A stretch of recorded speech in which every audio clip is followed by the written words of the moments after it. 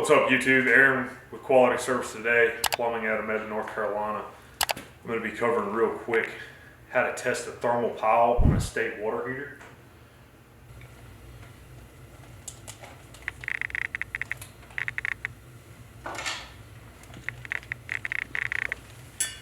Alright, so we're at the water heater here. You're going to turn your meter to millivolts.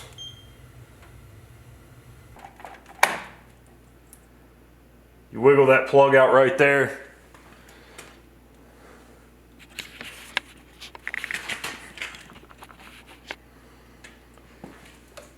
You're going to plug your connector in to each side.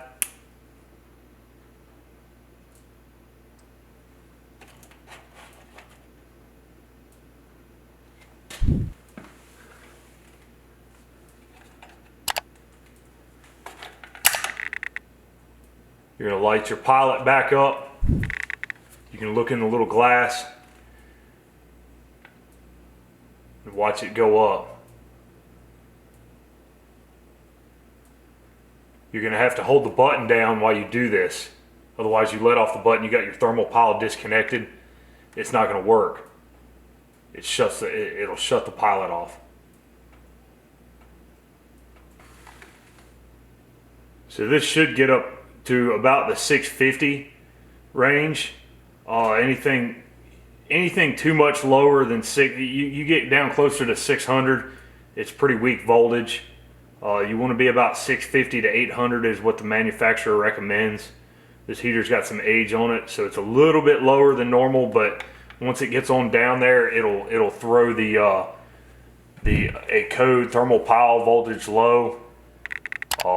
If it's bad, you know, it's going to be extremely low. But that right there is how you test it. You can just pull this out here and plug it back in.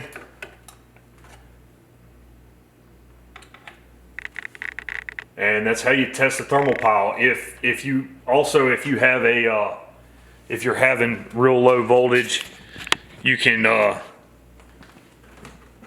just to make sure, there's a resettable switch right here.